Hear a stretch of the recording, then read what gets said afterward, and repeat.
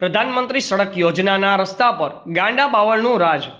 ચોમાસું બેસવાની તૈયારી પહેલા પ્રી મોન્સૂન કામગીરી કરવામાં અડચણરૂપ થતા હોય તેવા વૃક્ષોને કાપવામાં કે સાફ સફાઈ કરવામાં આવે છે, પરંતુ ઘણા ગામડાઓમાં હોતી હે ચલતી હે જેવા દ્રશ્યો જોવા મળી રહ્યા છે.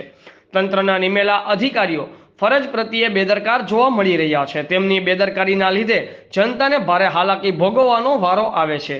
તેવી જ ઘટના લુણાવાડા તાલુકાના ગામ ધામોદ ગ્રામ પંચાયતના સરોળી તળાવ ફળિયાના મુખ્ય રસ્તા પ્રધાનમંત્રી સડક યોજનાના રસ્તા પર 2 ફૂટથી વધારે ગાંડા બાવળના ડાળખા રસ્તા પર પથરાયા છે, જેથી ગ્રામજનોને અવરજવરમાં મુશ્કેલી ઊભી થાય છે.